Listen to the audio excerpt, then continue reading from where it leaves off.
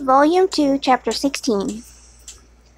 It was the second week in May, in which the three young ladies set out together from Gracechurch Street for a town in Hertfordshire, and as they drew near the appointed inn, where Mr. Bennet's carriage was to meet them, they quickly perceived, in token of coachman's punctuality, both Kitty and Lydia looking out of the dining-room upstairs. These two girls had been above an hour in the place, happily employed in visiting an opposite milliner, watching the sentinel on guard, and dressing a salad and cucumber. After welcoming their sisters, they triumphantly displayed a table, set out with such cold meat as an inn larder usually affords, exclaiming, "Is this not nice? Is not this agreeable surprise?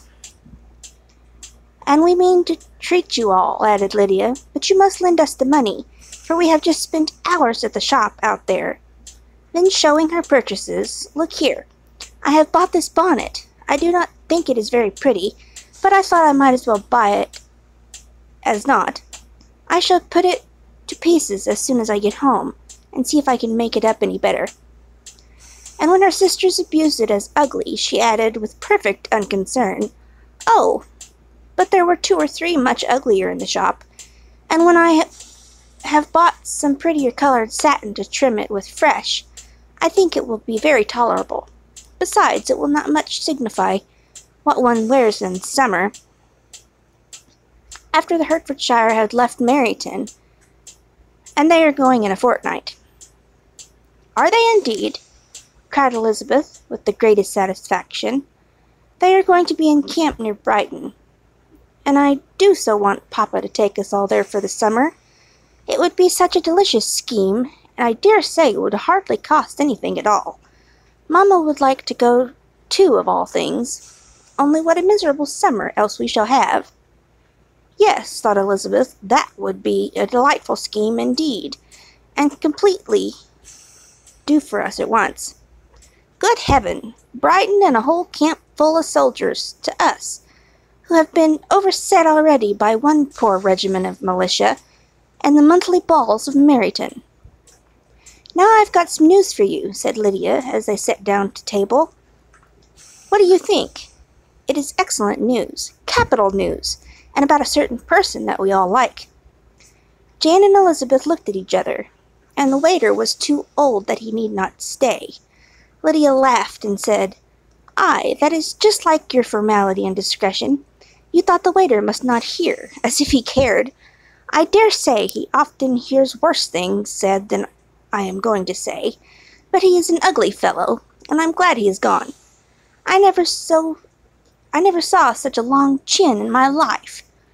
Well, but now for my news. It is about dear Wickham.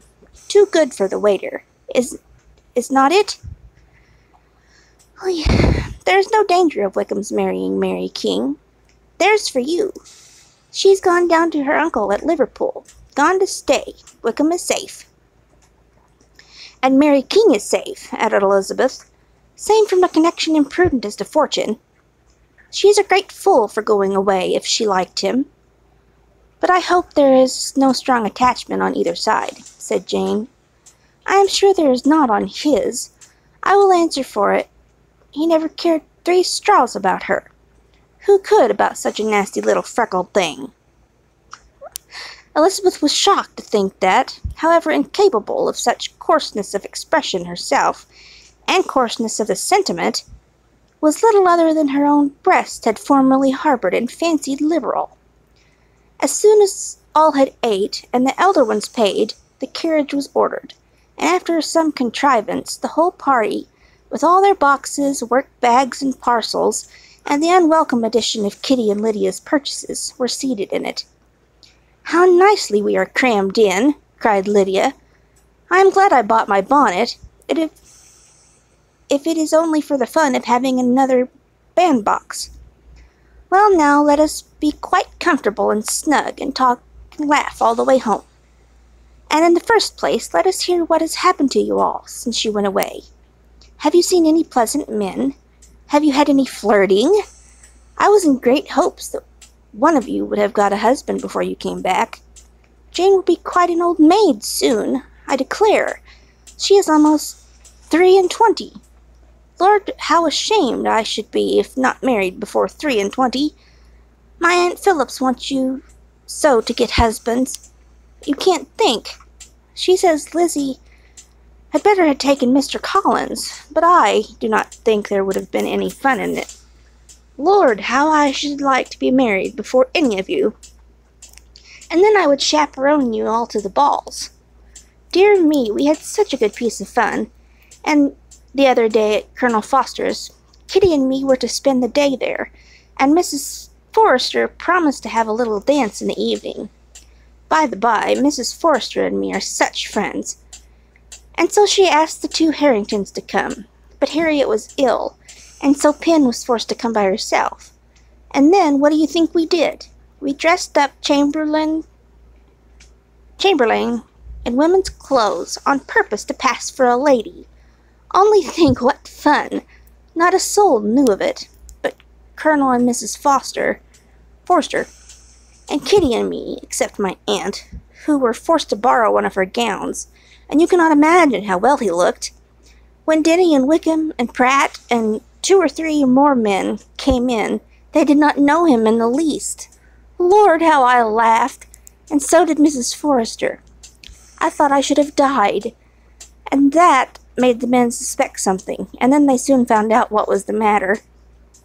With such kind of histories of their parties and good jokes, did Lydia, assist by Kitty's hints and additions, endeavour to amuse her companions all the way to Longbourn. Elizabeth listened as little as she could, but there was no escaping the frequent mention of Wickham's name. Their reception at home was most kind.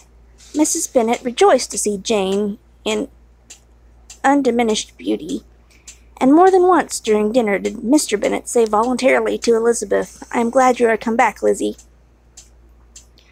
Their party and dining room was large, for almost all the Lucases came to meet Maria and hear the news, and various were the subjects which occupied them. Lady Lucas was inquiring of Maria across the table, after the welfare and poultry of her eldest daughter.